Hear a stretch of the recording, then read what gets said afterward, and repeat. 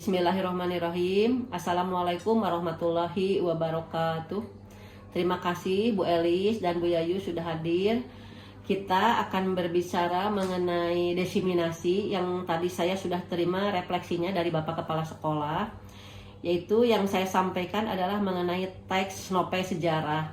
Di dalam teks novel sejarah kita ketahui kan ada kebahasaannya.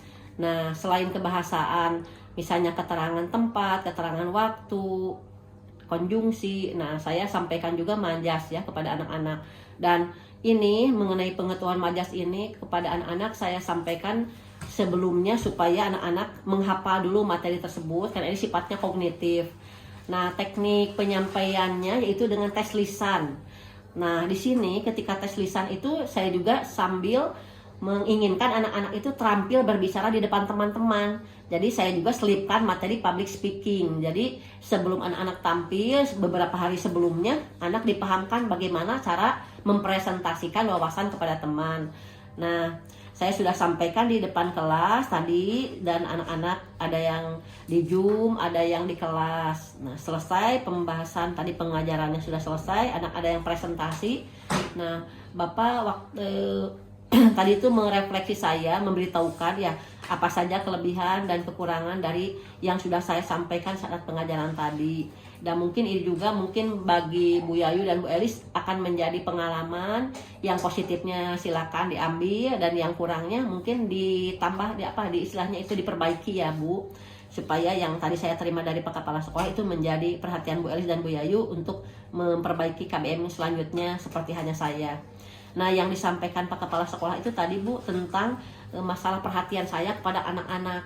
Jadi saya itu kata Pak Kepala Sekolah cenderung terlalu fokus memperhatikan anak yang di kelas. Sedangkan anak yang di rumah ya, yang di Zoom itu kurang terperhatikan. Jadi itu bisa menghilangkan motivasi anak yang di rumah kata Pak Kepala Sekolah.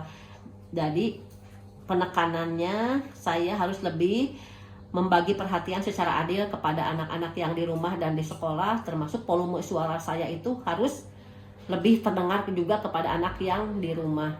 Walaupun begitu saya juga menyampaikan keluhan, karena Bapak tadi bertanya, Bu selama ini pembelajaran blended ini apa keluhannya menurut Ibu? Nah, kalau saya sampaikan, Pak, mengenai fasilitas mungkin yang ingin saya tingkatkan di sekolah ini, itu ketika saya misalnya duduk di depan laptop mendengarkan anak yang di rumah dengan jelas, tetapi yang di depan anak-anak di kelas kurang terperhatikan. Padahal mengajar itu yang bagusnya kan mobile ya Bu ya, jadi anak-anak merasa terperhatikan semua. Nah, ketika saya berusaha mencoba untuk menyapa teman yang di kelasnya, yang ada di kelas, berbicara lebih banyak ke teman yang di kelas dengan berdiri, anak-anak yang di rumah, yang di Zoom tidak bisa mendengar suara saya dengan jelas. Nah, itu saya sampaikan tadi keluhan kepada Bapak, dan Bapak tadi menyarankan, oh iya mungkin Bu nanti ada peningkatan untuk penggunaan wireless katanya. Jadi itu mungkin usulan saya kepada Bapak tadi. Itu mungkin hasil dari refleksi Bapak dan saya sampaikan kepada Ibu sebagai desiminasi. Terima kasih Bu.